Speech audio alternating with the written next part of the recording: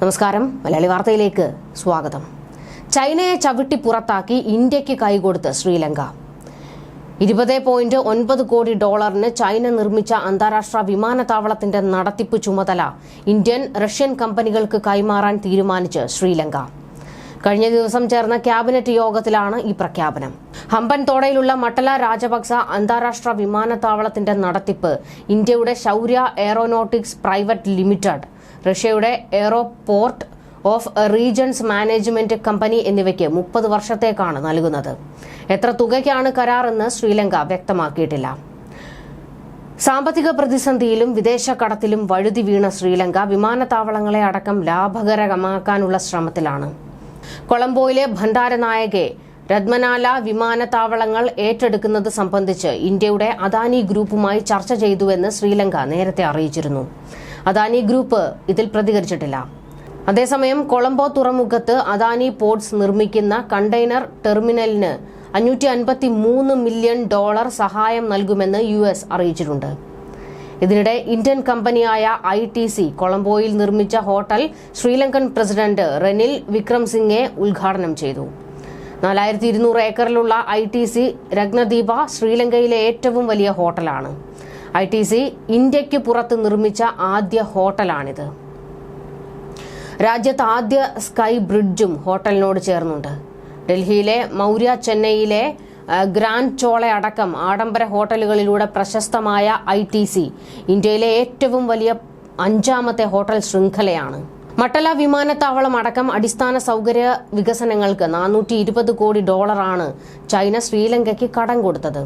മഹിന്ദ രാജപക്സയും പിന്നീട് 2019 പ്രസിഡന്റായ സഹോദരൻ ഗോതബായ രാജപക്സയും ചൈനയുടെ വാഗ്ദാനങ്ങളെ അമിതമായി ആശ്രയിക്കുകയും ഒടുവിൽ രാജ്യം 2022 വൻ സാമ്പത്തിക പ്രതിസന്ധിയിൽ വഴുതി വീഴുകയുമായിരുന്നു. ഇന്ത്യയുമായി അടുപ്പം പുലർത്തുന്ന റെനിൽ വിക്രംസിംഗെ പ്രസിഡന്റായ ശേഷം തിരിച്ചുവരവിനായുള്ള ശ്രമത്തിലാണ് ശ്രീലങ്ക. സർക്കാർ ഉടമസ്ഥതയിലുള്ള സ്ഥാപനങ്ങളുടെ നഷ്ടം നികത്താനാണ് ശ്രമം. കടം കൊടുത്ത് ലങ്കയെ ചതിയിൽപ്പെടുത്തി പ്രധാനപ്പെട്ടത് പലതും തട്ടിയെടുത്തു കഴിഞ്ഞു ചൈന. അതിൽ ലങ്കയുടെ ഏറ്റവും വലിയ നഷ്ടമാണ് ഹമ്പൻതോട തുറമുഖം. ഇന്ത്യക്ക് കടുത്ത ആശങ്കകൾ സമ്മാനിച്ചാണ് ഹമ്പൻതോട തുറമുഖം ശ്രീലങ്ക 99 വർഷത്തേക്ക് ചൈനയ്ക്ക് പാട്ടത്തിന് കൈമാറിയത്. ഇത് ചൈനയുടെ ചതിയിൽപ്പെട്ട ലങ്കയ്ക്ക് കൈമാറേണ്ടി വന്നതാണ്. കരാർ അനുസരിച്ച് ലോകത്തിലെ ഏറ്റവും തിരക്കേറിയ കപ്പൽ പാതയിലുള്ള തന്ത്രപ്രധാന തുറമുഖത്തിന്റെ 70% ഓഹരികൾ ചൈനീസ് കമ്പനിക്ക് ലഭിക്കും. മാത്രമല്ല, ചൈനീസ് കമ്പനികൾക്കും കപ്പലുകൾക്കും വൻ നികുതി ഇളവുകളും ലഭിക്കും.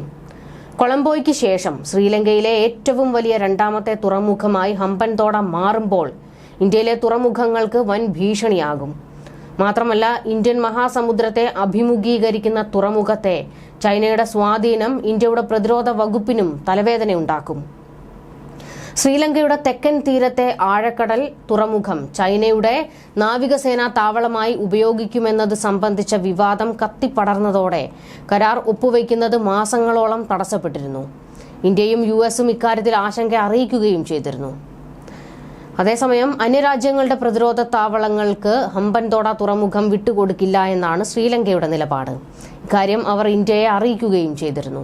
ചൈനയിൽ നിന്ന് $600 കോടി വായ്പയെടുത്ത് നിർമ്മിച്ച തുറമുഖം നിലവിൽ വൻ നഷ്ടത്തിലാണ് പ്രവർത്തിക്കുന്നത്. ഈ ബാധ്യതയിൽ $110 കോടി ചൈനയുടെ ഓഹരികളാക്കി മാറ്റാനാണ് കരാർ. കൂടാതെ തുടർ പ്രവർത്തനത്തിനും ചൈനീസ് സ്ഥാപനമായ ചൈന മർച്ചന്റ്സ് പോർട്ട് ഹോൾഡിംഗ് മുതൽ മുടക്കും. 15,000 ഏക്കർ വരുന്ന പ്രത്യേക സാമ്പത്തിക മേഖലയുടെ വികസനവും കരാറിന്റെ ഭാഗമാണ്. വലിയ ഒരു ചതിയിലൂടെയാണ് ഹമ്പൻതോട ശ്രീലങ്കയിൽ നിന്ന് ചൈന പിടിച്ചെടുത്തത്.